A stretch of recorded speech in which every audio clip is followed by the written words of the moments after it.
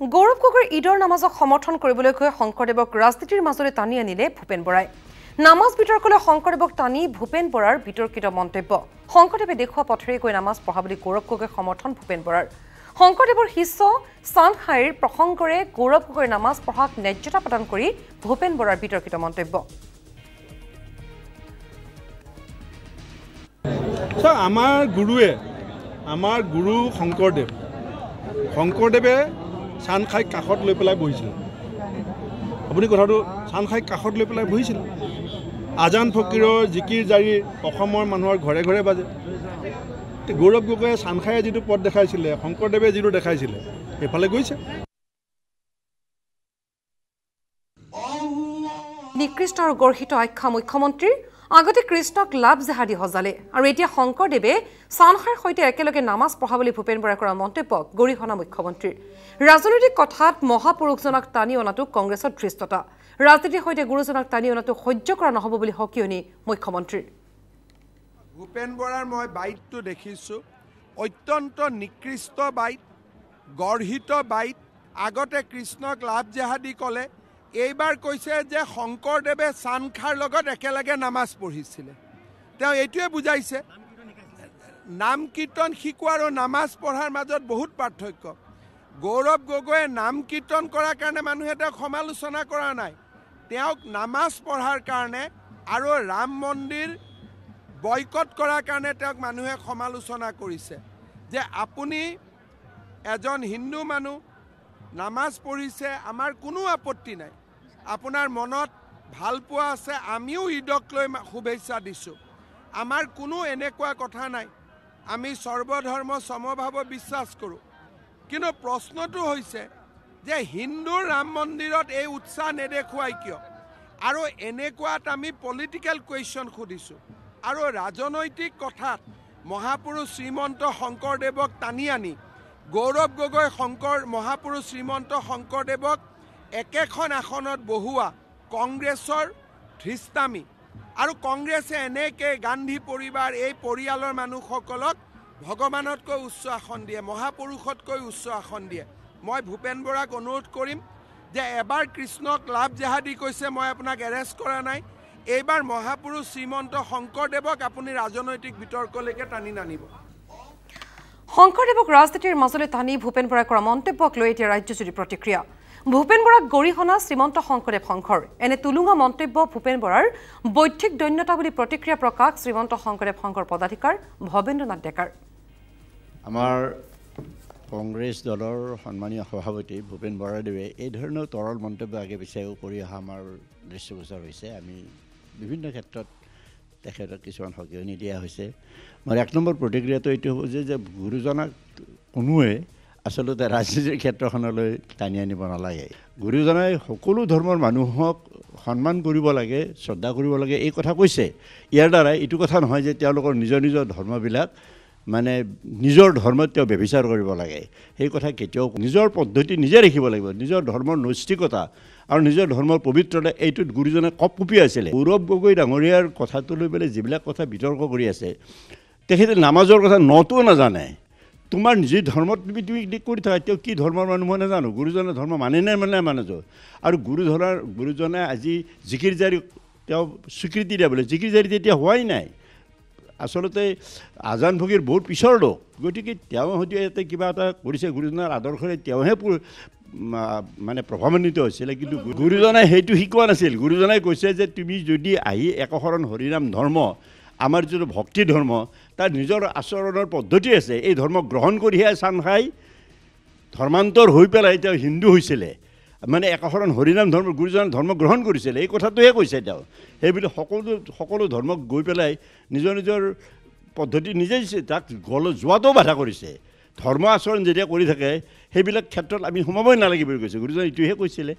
গতিকে সেইবিলাক বাণী তেখেতে জানিব লাগে। গুৰুজনাৰ যেতিয়াই তেতিয়া আপুনি টানি নানিব একো নাজানাকৈ, কাৰণ এতিয়া আপোনাৰ বৌদ্ধিক দৈন্যতা আৰু অন্তঃসাৰ শূন্যতাকে বুজায়। গতিকে আপুনি জানা বুজা হৈ কথাখিনি বুজি লৈহে কথাখিনি ক'ব। ভৱিষ্যতে এনেকৈ গুৰুজনাক সকলো ক্ষেত্ৰতে টানি নানিব। চান্দশাক কি হিচাপে লৈছিল, সেই কথাটো চান্দশাক কি কৰি কেনেকৈ গুৰুজনাৰ ধৰ্ম গ্ৰহণ কৰিছে সেইটো ভালকৈ জানি লওক, জানি লৈ পেলাইহে ক'ব। ভূপেন বৰাক সকিয়নি মাজুলীৰ 18 সত্ৰৰ সত্ৰাধিকাৰ মহেশ গোস্বামীৰ ৰাজনীতিৰ পথাৰলৈ শংকৰদেৱক টানি অনাক লৈ ভূপেন বৰাক সতৰ্কবাণী নামাজ পঢ়াক লৈ আপত্তি নাই কিন্তু নিজে কিমান হিন্দু ধৰ্ম পালন কৰিছে বুলি প্ৰশ্ন সত্ৰাধিকাৰগৰাকীৰ আমাৰ কংগ্ৰেছৰ সভাপতি ডাঙৰীয়া ভূপেন বৰাই আমাৰ গুৰুজনাক মানে ৰাজনীতি খেলপথাৰলৈ টানি আনিছে এইটো বৰ মানে শোভনীয় কথা নহয় কিয় চান খাই হ'ব পাৰে মুছলমান কিন্তু তেখেতে এই কথাটো যদি শাস্ত্ৰ অধ্যয়ন কৰিছে নিশ্চয় গম পাব গুৰুজনাই অকল চান খাইকে ভকত কৰি ৰাখিছিলে আৰু কোনো মুছলিমক মানে তেওঁ শৰণ ভজন দিয়া আমি পোৱা নাই কোনো কিতাপত পোৱা নাই চান খাইক তেওঁ চিনি পাইছিলে সেইকাৰণে গুৰুজনে চান খাইক নিজা ভকত কৰি ৰাখিছিলে কিন্তু সেই বুলি গুৰুজনাক এতিয়া এই ৰাজনীতি পথাৰখনলৈ টানি অনাটো আমাৰ অসমবাসীৰ কাৰণে এটা দুৰ্ভাগ্যজনক কথা হ'ব কাৰণ কোনোবাই ক'ৰবাত গৈ কিবা নামাজ পঢ়িছে কি এইটো আমাৰ মানে আমি নকওঁ কিয় তেওঁ ভাল পাইছে কৰক তেওঁ জনা দৰকাৰ যে যিকেইজন ব্যক্তিয়ে মানে খন্তেক ৰাজনীতি লাভালাভ বা মুনাফা আদায়ৰ কাৰণে এনেকৈ নামাজত অংশগ্ৰহণ কৰিছে তেওঁলোকে চিন্তা কৰা উচিত যে তেওঁলোকে নিজৰ ধৰ্মটো কিমান পালন কৰিছে এইটো এটা মানে ডাঙৰ প্ৰশ্ন সেইকাৰণে আমি মঞ্চৰ পৰাই সকীয়াইছোঁ যাতে কোনো ধৰণে কেতিয়াও ৰাম হওক বা শংকৰ মাধৱ হৰিদেৱ দামোদৰদেৱ এইসকল মহাপুৰুষক টানি আনি মানে ৰাজনীতি পথাৰখনত কলুষিত কৰাৰ কোনো প্ৰয়োজন আছে বুলি আমি নাভাবোঁ ভূপেন বৰাই সীমা চেৰাই গৈছে বুলি প্ৰতিক্ৰিয়া লখিমপুৰৰ মুকলিমূৰীয়া সত্ৰৰ সত্ৰাধিকাৰ শিৱপ্ৰসাদ গোস্বামীৰ ৰাজনৈতিক ব্যক্তিৰ লগত শংকৰদেৱক তুলনা কৰি গুৰুজনাৰ লগতে অসমবাসীক অপমান কৰা বুলি মন্তব্য সত্ৰাধিকাৰগৰাকীৰ সঁচাকৈ আমাৰ অসমীয়া সমাজত বৰ এটা পদক্ষেপে তেওঁলোকে লৈছে বুলি আমি ক'বলৈ বাধ্য হৈছোঁ এজন ব্যক্তিৰ লগত তুলনা কৰাটো আচলতে উচিত এইটো হোৱা নাই এইটো আচলতে তেওঁলোক অতি গৰিহণাৰ যোগ্য কিয় তেওঁলোকে প্ৰতিবাৰে এবাৰ সেই কৃষ্ণৰ লগত এবাৰ শংকৰদেৱৰ গুৰুৰ লগত তেওঁলোকে এইবিলাক মানে তুলনা কৰি কিয় তেওঁলোকে মানে হাঁহিয়াতৰ পাত্ৰ হৈছে ক'ব পৰা নাই আচলতে সেইটো তেওঁলোকৰ অলপ উদ্ধতলি সীমা চেৰাই গৈছে বুলি মই অনুভৱ কৰিছোঁ গুৰুজনাইতো নামাজ পঢ়া আমিতো ক'তো পোৱা নাই কিন্তু তেওঁ মুছলিমক তেওঁৰ লগত তেওঁৰ শৰণীয়া হৈছিলে গুৰুজনাৰ শৰণীয়া হৈছিলে কিন্তু তেওঁতো তেওঁৰ সেই শিষ্যৰ লগতো আমি নামাজ পঢ়াটো আজিলৈকে পোৱা নাই ভূপেন বৰাই ক'ত পালে নাজানো আৰু সেইটো নিশ্চয় তেওঁ এইটো উত্তৰ দিয়াটো অতি সমীচীন বুলি আমি ভাবোঁ আৰু মানে কিয় তেওঁ শংকৰদেৱৰ লগত তুলনা কৰি পেলাই এজন ৰাজনীতিবিদক এইটো টানি আনি পেলাই শংকৰদেৱক অপমান কিয় কৰিলে সেইটো আচলতে তেওঁ অতি সম্পূৰ্ণ গৰিহণাৰ যোগ্য শংকৰদেৱ নামাজ পঢ়িবলৈ শিকোৱা নাছিল